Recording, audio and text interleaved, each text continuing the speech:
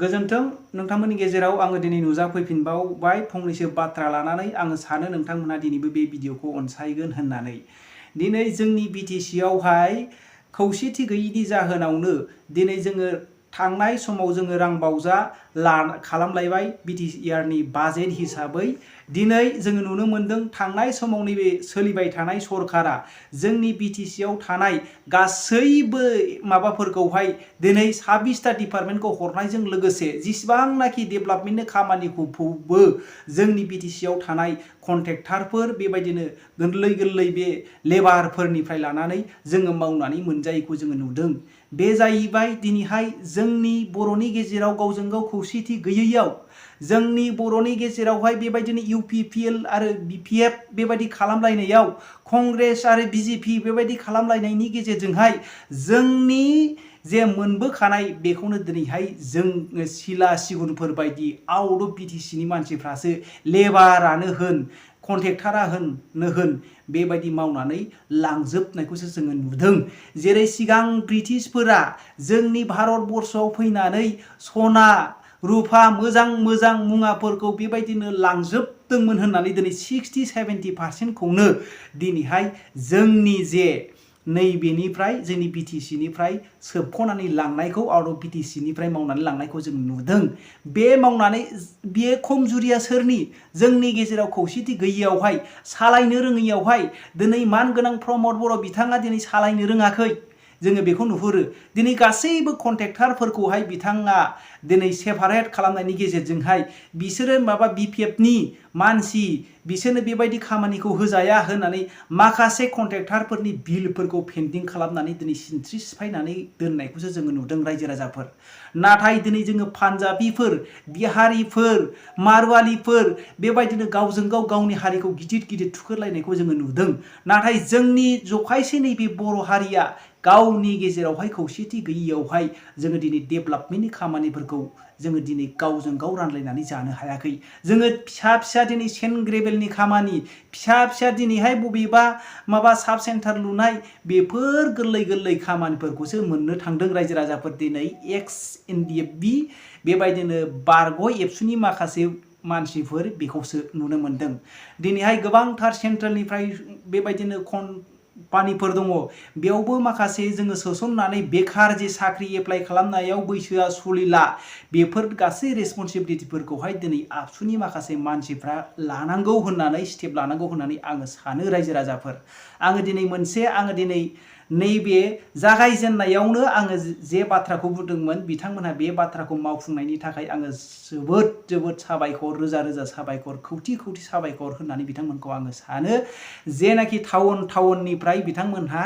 Medical कलेजसिम गारि माबा बास stand खालामनायनि सुजुग सुबिदा आरो माखासे फ्रि खालामनायनि बाथ्राखौ बुंदोंमोन। दिनै बिथांमोनहा बास स्टेन्ड खालामनायनि सुबिदाखौ दिनैहाय खालामजेनबाय। बेयो मोनसे गोजोनथाव खौरां होननानै आङो जोबोद बाख्नायहरो बिथांमोनखौ। नाथाय दिनैहाय रांबावजा जानानै थांबाय दाबो बिथांमोनहा नैबे गुबुन आउट अफ बिटिसिनो बिथांमोनहा हरबावगोन नामा? बेनिखायनो नोंथांमोनहा बे भिडिअखौ शेयार खालाम बिथांमोनहा मोनहैथों। जोबोद लासिं सिं जादों बिथांमोनहा। दिनै गासैबो कन्ट्रेक्टारफ्रानो सिगां BPF हान्जानिमोन नालाय बिथांमोनहा फैयोब्ला निस्सय गावसिनाव लाबोयोब्ला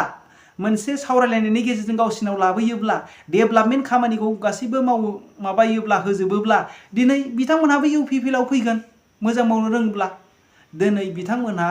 राजनितिखौ जोङो गेलेनो रोङाखै। जायनि बलावहाय दिनैहाय जाय जों हिसाबैहाय दिनै हाइनान्स आरो नन हाइनान्सखौबो दिनैहाय सानसे साननैनि गेजेरजोंहाय दिनै UG ब्रह्म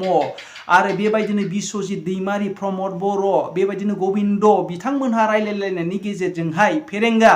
बिथांमोननि गेजेरावहाय रायलायलायनायनि गेजेरजों मावोब्ला साननैनि गेजेरावहाय दिनै NDFBनि गासैबो केसखौ उइथड्र खालामनानै बिथांमोनखौ उदां न'खराव लाबोनो हायो रायजो राजाफोर। दिनै बिथांमोनहा राजनितिकनि दिनैहाय जेयावहाय फोनांनायनि गेजेरजोंहाय दिनैहाय दुखुनांथाव दिनैहाय जोंनि बर'नि माखासे माबाफोरखौहाय गुबुंले थासारियावहाय दिनै प्रमद बर' मानगोनां बिथांमोनखौ जोङो लाबोनायखौ नुनो मोनदों। आरो गासै जोंनि बिटिसिनि माखासे मोनबोखानाय एलिकेसनफोर आरो बेबायदिनो स्किमफोरखौ आउट अफ बिटिसिनो हरनाय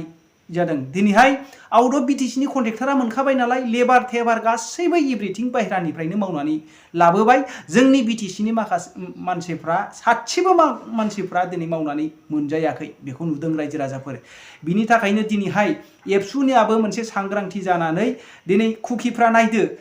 बिस्रा सेपारेट मोनसे काउन्सिल दंखायो एखेबारे सेन्ट्रेलनिफ्राय बिथांमोना स्किम फैखायो दिनै जोङो सेन्ट्रेलनिफ्राय माखासे मोनबोआ स्टेटनियाव हाबनानैसो फैयो अब्ला दिनै मणिपुर स्टेटआव थानाय कुकि माखासे मानसिफ्रा दिनै फुल फ्लेजेड स्टेट बिनो थाखाय बिथांमोनहा जानजि खाफ्रानायखौ नुदों दिनै मानो जोंनि दिनैहाय आबसुआव थानाय दिनै दिपेन बर' बिथांमोना दिनै बेखौ मानो स्टेप लायाखै बिथांमोना मानो दिनै प्रमद बर'नि खिथु खिथु थाबायदों बिथांमोननि खिफि मोनामसुनाय बिथांमोननि आथिं सुनाय बेफोरखौसो जोङो नुदों रायजो राजाफोर मानो होनोब्ला दिनै थांनाय इलेक्सनावबो बिथांमोनहा इन्डियानि जानानै भट बिनायखौ जोङो नुनो मोन्दों बियो जोबोर गोरोन्थि जादों रायजो राजाफोर दिनै बिथांमोना निउट्रेलाव थानानै इलेक्सन थानाय समाव बिथांमोना बुंनांगौमोन थांनाय बोसोरब्रैयावहाय मा मावामोन बेनि बे इन्डिया सेन्ट्रेलावबो इन्डियानि स्टेटआवबो बिजेपियानो जोंनि माबायावबो काउन्सिलावबो बिजेपियानो बिथांमोना मानो बिटिआरनि खामानिखौ इमप्लिमेन्टेसन खालामनो हायाखै दिनैहाय दिपेन बर' बिथांमोनखौबो एबसुनि आफादगिरि मानगोनां बिथांमोनखौबो जोङो नुदों बिथांमोनहाबो राजनितिक तालिम होनायखौसो होदों बिथाङाबो नेक्स्टआवहाय टिकेट बिगोन नायबानो जाबाय रायजो राजाफोर बिथाङाबो टिकेट बिगोन नोंथांमोनहा नायबाय था बेयो मोनसे जोबोद दुखुनांथाव बाथ्रा दिनैहाय जायनाखि बिटिसि एकर्डनि गेजेरजोंहाय पिस एकर्डनि गेजेरजोंहाय गासैबो बिटिसिनियाव थानाय आउट अफ बिटिसिआव थानाय गासै बिएलटिफ्रा दिनै उदां नखराव फैनानै गोबां सुजुग सुबिदाखौ मोन्दों नाथाय दिनै बिटिआर एकर्डनि गेजेरजों जोङो बेफोर सुजुग सुबिदाखौ मोनाखै दुखु दाहानिफ्राय बारा आरो मावनानै खौसेथि जानो रोंलायै बेखौसो नुदों रायजो राजाफोर बियो जाहैबाय जोङो प्रमद बर'नि मोननि बे मिस गाइड्स आरो बेबायदिनो माबामोननि फेरेंगा मानगोनां बिथांमोननि साननो रोङै गबिन्द आरो बेबायदिनो गोबांथार दैदेनगिरिफोर दङ साननो रोङै बेखौ जोङो नुदों बिथांमोनहा गावसिनि बाख्रिफोरखौ गावसिनि सिपिफोरखौ गावसिनि बेंक बेलेन्सखौ बारायहोनायखौसो थाल लानायखौसो जोङो नुदों रायजो राजाफोर नंगौना नङा नोंथांमोनहा कमेन्ट खालामहर बे मोनसे दुखुनांथाव रायजो राजाफोर बिनि थाखायनो जों गासैबो नेक्स्ट बिटिसि इलेक्सनावहाय बयबो सांग्रां जानानै जायनाखि मोजां खामानि मावगोन बेखौ स्टाडि खालामनानै जोङो जयजुक्त खालामनाया मोजां रायजो राजाफोर दिनै नोंथांमोनहा नैबे सोर मोननांगौमोन आरो दिनै मा सिमांजोंहाय दिनैहाय जोङो दिनै लामा जथेबोदोंमोन सेपारेट स्टेप दिबोदोंमोन गासैबो दिनैहाय जोंखौ सय हांगार खालामनानै फाइनाल कम्प्रिहेन्सिभ सहि होबोनायनि गेजेरजोंहाय दिनै प्रमद बर' लिड खालामनानै जोंनि बिटिसिखौ धंस खालामनायखौ जों मोन्दों रायजो राजाफोर दिनै बेबायदि थाङोब्ला जोंनि बिटिसियावहाय जोङो माइनरिटि जानो थांगासिनो दङ रायजो राजाफोर बेखौ रोंगौ हिसाबै स्टुडेन्ट इउनियनखौ माबा दैदेनबाय हिसाबै दिनैहाय स्टाडि खालामनानै दिनै दिपेन बर'मोनहा दिनैहाय राजनितिनिफ्राय ओंखारबोनायनि गेजेरजोंहाय दिनै बर'नि माखासे जांख्रिनायखौहाय बेबायदिनो माबाखौ लाबोनांसिगौ स्टेपखौ लानांसिगौ रायजो राजाफोर बिथांमोना सोरबा मेट्रिक पास जायोब्ला बेबायदिनो बिए पास जायोब्ला पिएचडि पास जायोब्ला नेट पास जायोब्ला निट पास जायोब्ला बिथांमोना बेबायदिनो आर'नाइ गारहोनाय बेनि अनगायैबो बेबायदिनो मोजां स्टेप लानाया मोजां होननानै आङो सानो रायजो राजाफोर नोंथांमोनहा नैबे आयं बोराया मा बुंदों बिथांनि भिडिअखौ खोनासंदो बिथाङा बेसेबां दुखु मोननायनि गेजेरजों मा बाथ्रा बुंदोंमोन बर' फिसायानो जों बर' जाथिनि थांनानै थानांगौखौ फाननानै जाजोबखाबाय बेनिखायनो जोंहा मोदैल' गयो दा बे दिसपुराव दाउला गेसेरलायनाय बर' जातिखौ फोथांनो जों रायलायोमोन सोर मन्थ्रिया बर'आव बाद दं आं लोगो मोनैलाय सरम नार्जारि दिननिफ्रायनो उदयासल बिबोबाय उपेननि दिनाव दाउथुल' बादि जरासे थाथों बर'आ रायजोखौ लागोन होननायखौ फोथायबाय बे कुकिला बालिगाव मिटिं जानायफ्रा गासैखौ मोनजोबबोबाय दुखु नांजोबबाय गासैबो अब्ला जोंहा दा रायज्लायनांगौ मा दं बे बिटिआरनि सुक्तियाव जोंहा लाब गैया प्रमद बर'आ एक्सुवेलि बे बर' असे ना हारसा बेलाय आं बेखौसो लुबैदों दा आं बेखौ स्पस्ट मिथिया दाबो बे असे बर' बियो बर' असे ना मा बेलाय आं बेखौनो बुजिया बिनिखायनो दुखु मोननानै दं आं बे बर' जाथिखौ मानो दिनै आन्चलिक दल हिसाबै बर' जाथिया थांनानै थानो लुबैदों बावहाय मानो गुथै आन्चलिक दलखौ बुफायनानै दिनै हालदै फुननाय दोलोआव लांजोबनानै जोंखौ मा खालामनो नागिरदों जोंनि बर'नि धोरोम जोंनि बर'नि मावनानै जानाय जोंनि दानाय लुनायखौ नस्थ' खालामनो बे बर' असे नामा फिसाफोर नोंसोर उत्तर हो आंनो बे बर' नामा बे बर' नङा मानसि मोजां बर'मोनब्ला बियो बोसोरबासो मानो रेहाय लादिया बेलाय बे आबसुनि प्रेसिडेन्टआव थानांगौमोन बियो बे मोजां मानसिमोनबा मानो थादिया बेलाय मानो थादिया बियो ओंखारग्रोमोनानो सोरखौबा प्रेसिडेन्ट इउपिएलनिखौ होखारबायनानै गावनि प्रेसिडेन्ट लाबावबाय मानसि लुबैसोला बर' बेलाय बे बर'आ सोनाबहा बर'नि गेजेराव बोरै थांनानै थाखोलै नोंसोर बे क'क्राझारनि बे कामरुपनि बर'फोरनि गेजेराव बोरै थांनानै थाखो नोंसोर बर' असे नंगौना नङा सोनाबनि बर'फ्रा असे सोनाबनि बर'फ्रा असे बर' नङा आंनि बुजिनायाव जोङो फोथायोमोन नों प्रमिला फैनानै दाव आलासि सोंनो जोङो आमायलायदों नों सानसुमायानो नों उफेनानो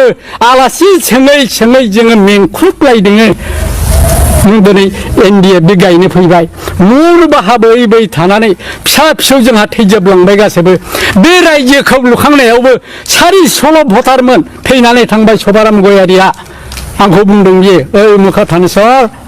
जों बर'आ बोरै थांबावनो मा बुंनाय जाखो सार आंथ' साख्रि लायोमोन अरुणाचलाव जोङो बे हादानाव खारलाबायनाय रेलसारियाव खारबाय बायनायखौ जोङो हमै लाबोनानै जोङो गहपुराव सोदिनि रिजार्भआव दिनै बे रिजार्भ जाबाय दिनै बेयाव बर' गामि जाबाय दिनै बे रिजार्भआबो मा रिजार्भ बेखौ दानि बर'आ बुजिया दे बाबाफोर बे हानि मुल नांग्राया आंनो आरो हनै आंजों लोगोसे सासे उनाव दंफायो बाखिया थैलांजोब्बाय गासैबो आंल'नोसै बेनिखायनो दुखु दं सावजाबाय जों थैलांबाय जों जिउ गारनांबाय जों हाजो मानबाय होननानै गेगौ आफा आंनि बन्धुमोन नोंसोर दिनै आंखौ फोथायनाय नङा बे फिसाफ्राबो फोथायनाय नङा बिसोर उन्दैजों गासैबो हाजो मानबाय गयारिनि लिंथिया अन्थाइयाव ओरै बारल'लांबाय थादों मनाफ्रा बेबायदि जानानै हाजो खंखराव हरसे दावदाब सुनानै थाहैनानै औवा बन अखानायै गेगौ आफानो रायनानै इन्दिरा गान्धीखौ मेसेज हरनो लाबोदों आं थानेस्वरा लाबोदों बे इन्दिरा गान्धीजों खेमाव ओरै खोन्था आङो इन्दिरा गान्धीखौ बुंदों आं थानेस्वरा थैयाखै दा बे बर'खौ लुखांनायाव आं बे फंबायनावबो सोंनो हागोन शिलंआव लांफायो आं बिमला प्रसादखौ सानसे लोगो मोनबोनाय मानसि आंनि बैसोआ 82 दा आगस्ट हाबबाय दिनै आंहा दुखु दंजोबो नोङो जेल जादोंमोन हाग्रामायाबो बेखौ जेलावनो थानेस्वरजों आंजों फरिखा होनो प्रमिला आदा लेखा नागिरना हैदोहाय नोंसोरो हैनाय मानसि आं नों सानसुमाजोंनो दाउला गेसेरजासे बर' जाथिखौ बोरै लुखांनो रायज्लायग्रा मानसि आं नोङो सुक्ति खालामनानै लाबोबाय सानसुमाया प्रथम सुक्ति लाबोनो लाबोबाय थांबाय आङो 10-12 जन सेंग्राफोर लानानै बे सरखानाव ओइदिनखालि खेवगोन आदायाबो थांफादोंमोन नामा खारन आङो चरन नार्जारि समावजों उदय आसल बिबोनाय मानसि आं दुखु नांबाय उफिना एथ' सुन्दर बुंलांदोंमोन आसाम 50 दिनै बे 50खौ बर' जाथिनि जे सिनस्रि बेखौ मानो दिनैहाय प्रमद बर'आ दानस'जोबखोब्रा माबायदि बर' बेलाय मा बर' बियो 50 होननानै उफिना जेरै फोथांनानै गालांबाय उफिना दिनैहाय सुक्तिनि आग बेलायाव बुंबाय जेखि जाया मानो आयेननि बाथ्रायाव मोनथायनि बाथ्रायाव जायखिजाया खुन्थियाखौ पैतृक सम्पति हिसाबै ब्रह्मपुत्रखौ नोंसोरो खुन्थिया थुनानै लाग्रोदो दिनै जाहोना सोरबा NDF गायदोंब्लाबो सोरबा माबा दोलो फाथिदोंब्लाबो दिनैहाय बुखावनानै लाबोनो उपायानो गैला जेलाव थांनानै मोदै हुगालायदों रन्जना आं जेलाव थांब्ला आदा बेबायदि उफिननि खोथाखौ खुन्थियाखौ पैतृक सम्पति हिसाबै ब्रह्मपुत्रखौ थुग्रोनो थांलांदोंमन बेखौ रावबो खोनासङाखिसै जार फलनि आंनि थाखायबो असम्भब दाखालिबो थांनानै जेला बे गबोबाय जामिनाव फैबाय प्राइम मिनिस्टार फैखांनायनि सिगां बुंहैबाय रायजोआ मारै जाखो रायजोखौथ' आं बर'फोरनो जेबो होनो हायाखै आदा खुलुमबाय हनै आंनि साखि आं लांफादों खुलुमबाय आं जेबो बर'नो होनो हायाखै बिनिखायनो माला दोंसेबा आं दाबो गानाखै आदा होननानै बुङो एभ्रिथिंखौ जों दिल्लीयाव मा जादों जेट टु जेट बोफ्लेनानै होजोब्बाय 2 घन्टासो हरनि दसासिम रायज्लायदों न'आवनो थांनानै 7 तारिखआव प्राइम मिनिस्टार फैगोन बिनि सिगां अब्ला मोनब्रै दोलो जाबाय नोंनि हेडआव आगै नोङो मा खालामगोन बेखौ ज' खालामनो हायाबाथ' नोंहा निस्टार गैला नोंहाथ' दावहा नांफिननोथ' सिलाया गथायजोब्बाय नोंथ' दा मटर सालायनायावबो थाखा बिनो हालिया होमबा नों माजों मा खालामबावनो नोंलाय नों मानो सुक्ति खालामखो आंखौ रायज्लायनोनो सुबिदाखौनो दिल्लीयाव होखायाखै आदा बेनिखाय आं माला दोंसेबो दाबो गानाखै अब्ला खालामदो आगैनि नोंनि दोलोखौ मोनसे ज' खालामनो हागोन ना हाया आदा आं हागोन दिनै आङो गबिनजों रायज्लायजेनदों आदा एडिकेल गबिनजों रायज्लायजेनदोंमोन अब्ला नोङो बे साब्रैखौ ज' खालामदो बिनिफ्रायनो थाखाबो गैला सिलायबो गैला नालाय नोङो दैदेनगासिनो दं जखन हाग्रामाया नों बेजोंनो बिदा फंबाय बायदि रायज्लायनानै स्टारिं कमिटि नोङो दाज्लायाखै जेन हाग्रामाखौ बुंनानै जोंनि बर'नि मोन्थायफोरखौ लाबोनायनि लामाखौ खेवफिननो हायो अनेक गोलाव साजेसन होनायखौ खिन्थु आं बेखौ नंखाय बुङा रन्जना बे बाथ्राखौ नाजावजोबदों आरो बे ज'बो खालामनो हादों ज' खालामनायखौ जेला नुबाय प्रमद बर'मोनहा सिब जानायनि खर'आ बेरगावबाय सालाफ्रा गिनानै खर'आनो बेरगावजोब्बाय बिसिना बिनिखाय सोहरबाय बिसोर जेलाव बे मोजां बर'बा हारसा जाथिजों मानो बमब्राय जानांगौ बिनि हिनजावानो मानो दाबो दख'ना गानाब्रा मानो सारि गानो बर' जाथियाव फैबायब्ला फिसाइया बर' जाबायब्ला बिनि हिनजावा बर' दख'ना मानो गाना मा बर' बियो सोनाबनि बर'फ्रा बेखौलाय मारै नायनानै थानो हाखालाय नोंसोरलाय क'क्राझारनि बर'फोर कौटि कौटि थाखानि माहाजोन जाबाय गासैबो दिल्लीनि गासैबो एमपि एमए गासैबो जाजोब्बाय मन्त्रि जाबाय सरकारा सालायबाय मारै थैनो हाखो बेबायदि मानसिखौ सोनाबनि बर'फ्रा बिनिखायनो जोङो सानबाय बिटिआर सुक्तियाथ' जा मोनथाय जेबो गैखाया नोमा नोम्फा गहपुरा जाम्बा नुदों माबा बानासुर लामा हलंनि दैसिमनो नोमा नोम्फानि लामानो हनै आसाम गभर्नमेन्टआ होगासिनो दं जोंना फास नैनिफ्राय बे हलंनि दैसिम बानासुर रडनो मानो नांगौ जों बानासुर जाम्बा गहपुरा जाम्बा नङा गहपुरा जेनेरेल जों नाग्लि थांनाय मेलेमसो क'क्राझारा मेजरिटि दिनसो बर' थांनानै थादों गहपुरनि बर'आ ब्रेनजों थांनानै थादों जेनेरेलजों अत गोरलै दासान जोंखौ गहपुरनि बर'आबो एसे गोरलै दासान बिनिखाय रावबो लिडारखौ जोङो फोथायनो जोंहा गोसोआव गैला बिटिआरआथ' बाद हो गुलि मार बेयाव जेबो गैया नोंसोर क'क्राझाराबो इमप्लिमेन्ट जेबो खालामनो हाया आं बुंदों जुदि प्रमदआ जुदि बोसोरबासो गेप्स खालामनानै जुदि मावनो हास्थायोब्ला माबा मोनसे जागौमोन जोंनि नुहुरनायाव जोंथ' जाम्बा नङा बे बर'खौनो आङो रायजो खांदों सोरखौ लोगो मोनबोआखै आंनि जिबनाव माने आं रायज्लायनो बाखासै नोंसोरनि सिगाङावबो रायज्लायनो बाखासै दुखु दंजोबसै नालाय रायज्लायनानै जेबो लाब गैया